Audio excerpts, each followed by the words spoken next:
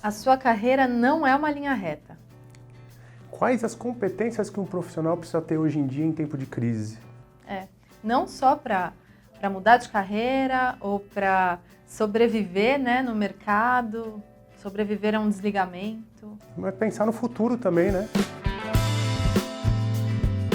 Esse é o FIAP Café. Eu estou aqui com o Cláudio Carvajal, que ele é professor e coordenador aqui na FIAP, e a Nathalie, que faz mágica por aqui. Chief Magic Advisor. Eu sei que você teve uma quebra na carreira em algum momento. Eu queria que você contasse pra gente sobre isso. Na verdade, tive mais de uma quebra na Mais de carreira, uma? várias quebras. E hoje em dia tem até um nome para isso que se chama você hackeia sua própria carreira. Ah, é? Hackeando você mesmo. No começo foram voluntárias, né? Quando eu, depois de um número de anos trabalhando, eu falava, não, mas não era bem isso, então vou tomar um tempo para pensar. Isso era mais fácil quando não tinha família, não tinha filhos. Né? Quando a gente é mais jovem, é mais fácil. Toda essa liberdade. E fiz isso várias vezes, soltando o que tinha para experimentar outras coisas. E também tive uma experiência onde não foi algo voluntário, senão que foi algo que aconteceu comigo, que foi quando me desligaram na última crise. Nossa. Também. 2008. 2009. 2009. 2009. E aí, como você seguiu? O que você fez? Então, eu acho que uma das maiores lições que eu tenho aprendido através dessas experiências voluntárias e forçadas é a capacidade de você começar de zero. Então, esse exercício de você se hackear e você se forçar a começar de zero é muito importante para qualquer pessoa, porque aí você não tem medo, né? Qualquer coisa pode acontecer, você sabe que você se reinventa de zero. E quando é algo que não é você que escolhe, senão que alguém escolhe para você, como quando você é desligado, é uma experiência fortíssima, mas eu acredito que todo mundo deveria passar por isso. Por quê? Porque te mostra muitas coisas, né? Te mostra que você de fato não controla a vida, você não controla o mundo, que tem variáveis imprevisíveis, que tem injustiça, mesmo que você não goste, tem. Te mostra também que nada é garantia e te mostra as coisas que realmente perduram depois de que você perde o sobrenome da empresa, que é tão comum aqui no Brasil, e te força a você procurar dentro de você onde estão suas fortalezas, como você se automotiva, quem fica perto de ti para sair para frente. Eu acho que faz a gente também muito mais agradecido, né? Quando a gente volta para o mercado de trabalho e você vê uma empresa te acolhendo e acreditando em você, então eu acho que dá um sentimento muito de agradecimento também. Legal. O Leandro, que também é professor aqui na FIAP, e está sempre nesses bate-papos com a gente no FIAP Café, já passou por algo parecido? A gente nunca foi mandado embora, espero não ser ainda, né? Por um longo tempo, né? Mas a gente vê muitas situações e a gente lida muito com os alunos atuais também, né? Os alunos acabam tendo muitas dúvidas. E aí, o que eu vou fazer da minha vida, da minha carreira? Atualmente, a gente não tem simplesmente uma carreira, uma profissão, né? Até pergunto para o Cláudio, o que você acha disso? O Cláudio também está na área acadêmica. Será que as pessoas, os profissionais vão ter mais de uma carreira, mais de duas carreiras durante aí o que nós temos observado e muitas tendências aí da área de recursos humanos vem apontando é que as pessoas tendem a fazer algumas transições de carreira hoje ao longo da vida profissional, né? Então, como a Nathalie comentou, esse processo de desenvolvimento, até de autoconhecimento, né, ele ocorre à medida em que a pessoa vai mudando de área, ou quer seja por uma demissão involuntária, ou quer seja por uma transição de carreira planejada, e ela vai descobrindo desafios novos, vai desenvolvendo competências novas, né? Eu acho que isso é muito fruto da velocidade das transformações na sociedade atual. Então, se a gente olhar não há muito tempo atrás, né, os nossos pais, eles faziam uma faculdade e com aquele conhecimento da faculdade, ele trabalhava 30, 40 anos numa profissão, né? Um engenheiro, um advogado. Talvez numa empresa só? Numa única empresa, na maioria das vezes. E aí ele se aposentava naquela empresa que ele iniciou como estagiário e às vezes aquele conhecimento que ele tinha da graduação, ele ainda estava aplicando no final da carreira.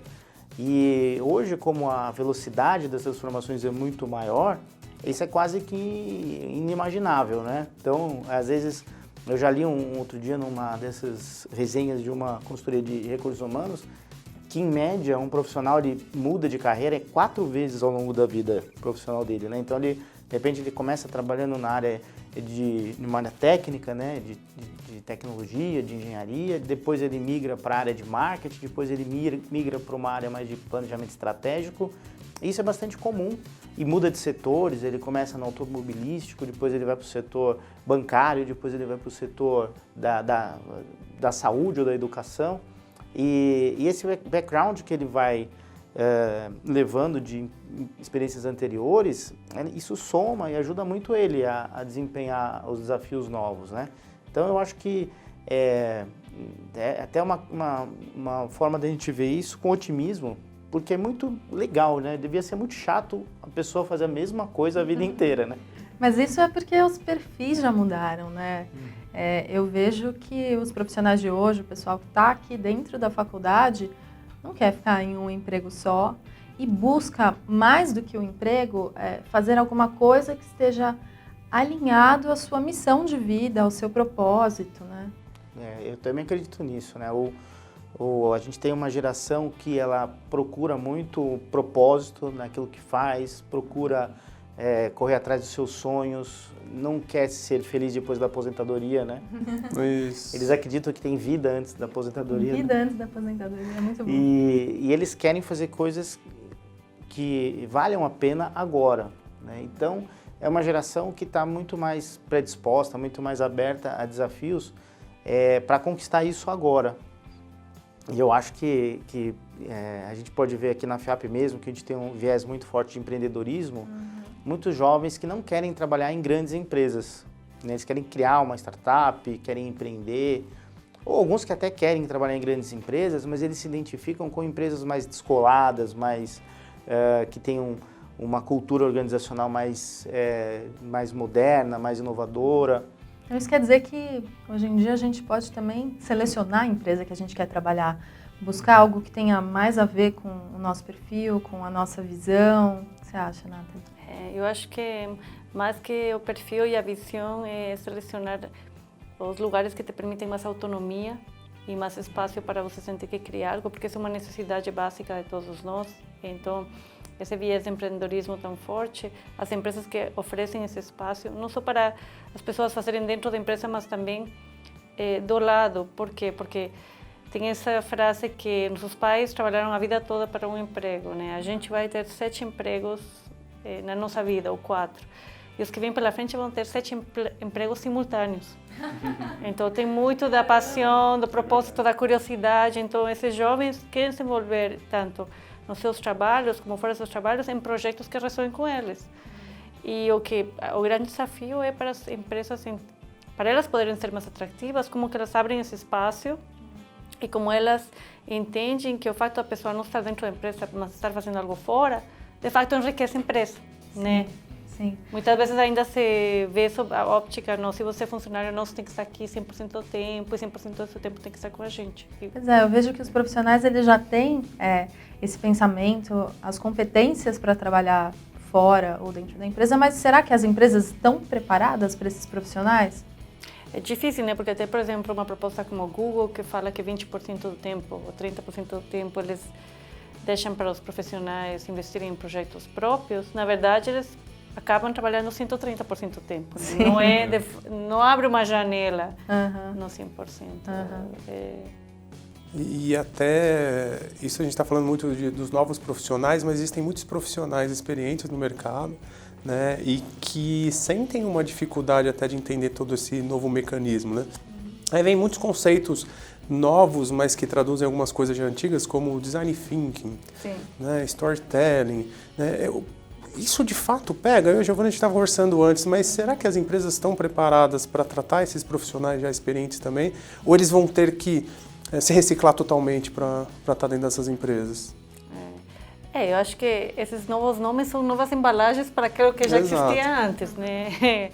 Mas você vê que essa nova geração, muitas pessoas falam, mas essa nova geração não é comprometida, ou é só essa nova geração, mas você vê os hábitos dessa nova geração respingando nos profissionais mais experientes, né? E eles também querendo essa flexibilidade e com esse mindset que nem os jovens. E muitos frustrados em muitas empresas porque não tem um espaço para criar, para ser autônomos, ou não tem propósito. né? Então, você vê, agora nesse momento de crise, a gente está vendo muita gente saindo por conta da crise, mas antes da crise já tinha muita gente experiente saindo, porque o espaço era tão, que se fala, sufocante, que não compensa mais.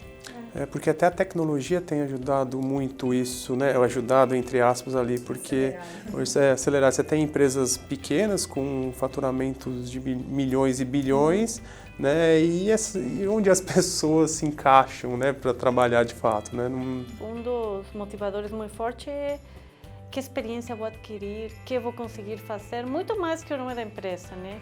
Com quem vou ter a oportunidade de trabalhar, então... Por um lado, eu acho que é verdade, assim, que as pessoas estão cada vez mais escolhendo, na medida do possível, enquanto tiverem liberdade, escolhendo onde que elas vão investir o tempo delas, né? Porque o trabalho virou muito mais que trabalho.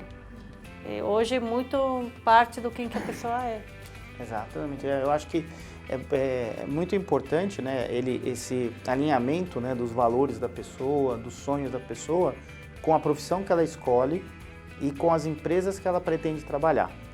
É claro que não é tudo tão romântico, né? Isso que eu amo fazer e aí ele vai escolher a empresa que ele quer trabalhar e ele vai, enfim, ter só prazer no trabalho. Não é isso. Mas as pessoas que têm uma visão de futuro claro, de onde elas pretendem chegar, elas acabam canalizando energia, né? Acabam convergindo seus esforços para médio e longo prazo conseguir aquilo, né? Então a gente tem observado muitos profissionais que estão fazendo transição de carreira, alguns para empreender, outros para mudar de área mesmo, profissional, porque num determinado momento da carreira, aquilo já não faz mais sentido para ele. Né? Ele trabalha numa organização onde a cultura e o ambiente não proporciona que ele se realize e ele conhece outras possibilidades e outros desafios que ele gostaria de viver, né, na questão profissional. E aí, o que a gente, acho que seria até uma recomendação, é que ele fizesse um planejamento dessa transição de carreira, né? Salvo os casos, como a Nathalie comentou, que às vezes não é uma escolha nossa, né, Nathalie? E aí, às vezes, a mudança também é um grande aprendizado. Até eu achei fantástico essa questão da gente perceber que não tem um controle sobre a carreira, né? Então, às vezes, a gente está fazendo um planejamento e aí acontece um evento na nossa vida que muda tudo, né? Mas dentro do possível, e algumas coisas a gente consegue, né, controlar, tentar fazer uma transição sempre planejada. Então, eu vou mudar de área, vou me capacitar, vou fazer um curso, eu vou conhecer pessoas que já estão naquela área, pessoas mais experientes que possam dar um depoimento, falar, olha, tem essas vantagens, tem essas desvantagens, você quer mesmo essa profissão? Né? Tem isso que você está observando de fora, mas também para quem já está aqui há mais tempo, a gente observa esses pontos negativos também. É isso mesmo que você quer? Então, procurar conhecer pessoas mais experientes naquela área, procurar um aconselhamento profissional, né, sempre que possível, porque as transições, elas exigem muitas vezes que a gente faça sacrifícios, né? Exato. Eu tive alguns amigos já que me procuraram, que acabaram perdendo o emprego nesse momento. E qual seria a dica para eles? Para que eles consigam encontrar um norte, enfim, pensar no propósito, né? Tem alguma estratégia para você entender aonde você quer chegar? Posso dar uma sugestão? Pode. Aproveitando o seu gancho? Nessa linha, quais seriam 3 pilares que vocês acreditam, né, para uma pessoa que acabou de perder emprego? E, posteriormente, 3 pilares para as pessoas que estão começando essa nova geração? Só para a gente ver se existe uma intersecção ali ou não. Então, para quem perdeu emprego, como o Giovanna citou, quais seriam 3 pilares? 3 dicas? 3 medidas. 3 medidas. Né? Como seguir, né? Você vai se desesperar? Ou o que você vai fazer? Você vai dar esse tempo para você pensar no que aconteceu? Eu sei que não existe uma fórmula mágica, mas enfim, dá para... Os primeiros 3. Eu acho que para quem perdeu o emprego, acabo de lembrar de uma frase que o CEO da LinkedIn falou, que às vezes você ser mandado embora é o maior presente que alguém pode te dar. Tá? É engraçado, mas é verdade. Eu acho que uma coisa seria rever o histórico pessoal e rever a atitude que a gente teve ao longo da carreira para ver de fato onde que a gente agregou valor, sabe? Muitas vezes a gente automaticamente se coloca em rol de vítima e está muito alinhado com essa visão mais romântica. Esse não era o lugar para mim, eles não fizeram isso, não deram isso. Então, dar a volta à moeda e pensar, o que eu fiz de fato? Qual que foi o valor que eu trouxe e fazendo essa reflexão, se preparar na hora que for voltar a ter entrevistas, isso pode ser um grande diferencial. Falar, eu tomei consciência e vi que aqui faltou isso, eu pudesse ter feito isso e tal. Seria uma coisa. E as outras duas coisas nesse momento de crise que eu acho que pode dar uma tranquilidade e tirar um pouco do micro e para o macro é pegar algum tema de estudo, tem tanto conteúdo hoje de graça, tem tanto encontro de diferentes coisas que você pode ir nos encontros que não são caros, conhecer gente, aprender e também fazer algum tipo de trabalho social, né? Porque quando às vezes a gente passa por uma experiência assim, a gente acha que é o fim do mundo para a gente, aí você vai e ajuda alguém que tem menos e você pensa, bom, eu não estou tão mal assim, né? Então eu falaria que isso seria... E aí as três coisas te ajudam para você estar não com aquela ansiedade, esse desespero quando você vai na próxima entrevista, você pode mostrar, eu tive esse tempo, aprendi isso, fiz isso, me capacitei nisso, estou pronto para ser um melhor funcionário hoje em dia. Eu concordo plenamente, acho que primeiro essa consciência de que tudo é passageiro, né? Então, a gente está vivendo uma crise econômica, estamos vivendo uma crise econômica, isso dificulta a recolocação profissional, mas como outras crises que o Brasil já passou, que o mundo já passou, isso vai passar também. E muitas vezes a gente acaba conseguindo uma oportunidade antes do que a gente imagina, né? Então, acho que manter a calma, agir com essa consciência de que a crise passa, como, né, os momentos bons também passam, os momentos ruins também vão ter um início, meio e um fim. E aí a gente fazer essa autorreflexão que a Nathalie comentou, que eu acho que é fantástica, né? Você olhar, tem uma frase, não sei de quem que é, mas que eu já ouvi várias vezes na área de RH, que as pessoas são contratadas pelos seus currículos e dispensadas pelas suas atitudes, É verdade. pelo seu comportamento. Então, é sempre um momento oportuno de você desacelerar, porque quando a gente está no emprego, a gente está trabalhando nessa vida frenética aí 10, 12, 14 horas por dia, às vezes a gente não consegue olhar para si e não consegue fazer essa análise de o que eu estava fazendo certo, o que eu estava fazendo errado, né? O que eu poderia ter feito melhor. Então, tentar acalmar, desacelerar, né? E fazer essa reflexão, eu acho que é super importante. A gente às vezes não sabe exatamente qual cargo, qual empresa, ou o que a gente vai fazer que vai trazer essa paz, essa plenitude profissional, mas a gente tendo muito claro para nós quais são os nossos valores, né, que nós almejamos ou que nós não queremos na nossa vida, isso serve como um norte, para que a gente vá aos poucos fazendo escolhas que levem a gente até esse lugar, que às vezes nem a gente sabe muito bem onde é, né? E para quem está começando a carreira? Então, me veio aqui o gancho do Cláudio também, muito importante, que a gente tem uma tendência a pensar que a gente é um produto terminado. A gente, independente da idade da gente, a gente é um produto em constante desenvolvimento, com 18, com 25, 35, 45. Então, quem está começando a carreira, muitas vezes tem muita ansiedade, muita impaciência, não tem essa resiliência para ver que cada momento tem um aprendizado, né? Então, talvez seria difícil, né? Porque eu acho que quando a gente é mais jovem é muito impaciente. Né? Então, talvez entender que parte do caminho do desenvolvimento pessoal é fazer muitas coisas nas quais a gente reflete, não era bem isso. Mas vários não era bem isso que vão cada vez tirando a nebulosidade e te ajudando, tipo, que nem uma escultura, né? A gente vai polindo quem que a gente é. Então, para encerrar aqui o nosso bate-papo, vocês têm alguma dica para dar para quem realmente está dentro de uma empresa, nesse momento de crise, e quer se destacar? O que fazer?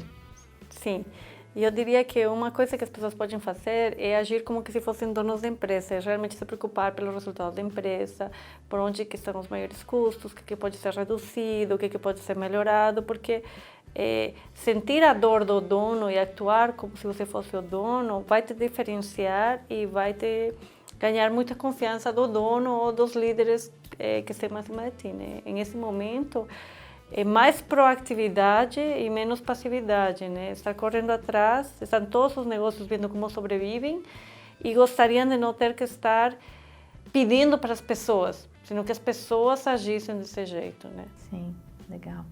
Eu concordo, acho que em tempos de crise, né, as empresas estão precisando de uma colaboratividade maior, né, de todos. A gente sabe que a gente tem menos recursos para entregar o mesmo resultado ou às vezes mais resultado. Sim. Então as pessoas ficam também inseguras, né? Então, será que eu vou estar na empresa no mês que vem? Será que eu vou estar na empresa até o final do ano?